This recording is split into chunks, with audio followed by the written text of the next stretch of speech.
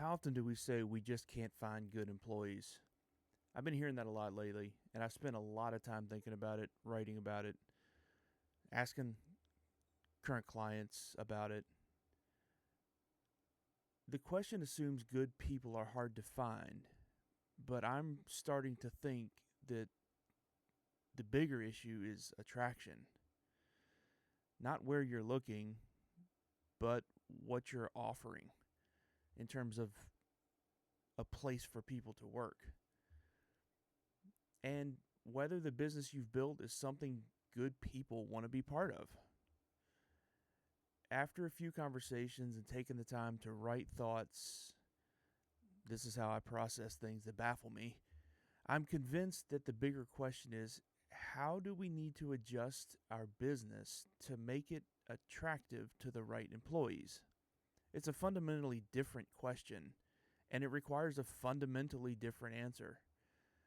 The first question is about tactics: where to look, what to say in your job posting, for example, and how to filter through applications. The second question is more about culture: what we actually offer, how we treat people, what we stand for, and whether you're willing to change to meet the talented people where they are. Here's what I mean. When we ask, how do we find a good employee, you're implicitly saying our business is fine as it is. We just need to find people who fit it. When you ask, how do you become attractive to good employees, you're saying maybe we need to change. Maybe we need to listen to what the talented people actually want and then build our business around that. One's about hunting and the other one's about being magnetic. I want you to really consider this. The companies winning the talent war right now aren't the ones with the biggest recruiting budgets or the flashiest job postings. They're the ones that have asked themselves the hard question: what do our people actually need to thrive?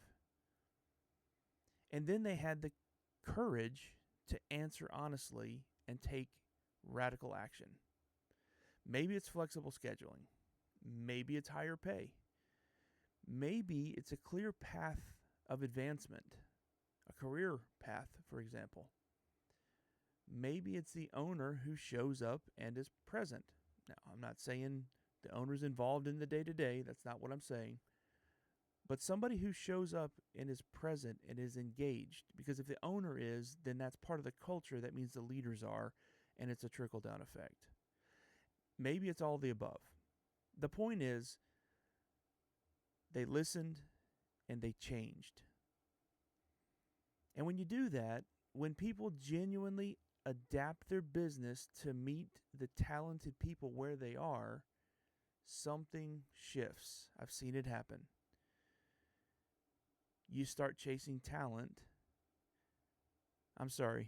You stop chasing talent, and talent starts coming to you. On the micro level, you see a steadier flow of candidates, better candidates, people who stay longer, people who care about the work that you do. On the macro level, your culture changes, your retention improves, your margins improve, and your reputation improves. But it all starts with asking a different question. I've been digging into this with a few of my clients, and I'm seeing some real patterns emerge. I'm also connecting with some interesting tools and strategies that can implement this work once the foundation is solid. But the foundation has to come first. The question has to shift. I wanted to share this because I think it's worth thinking about, not as a tactic, but more as an overall business philosophy. I'm going to continue to explore this and shift in philosophy because finding good people, good talent is a challenge across the board these days. I believe this shift can have a significant impact. Start by asking yourself the question: what would it look like if we designed our business to attract the exact people that we want?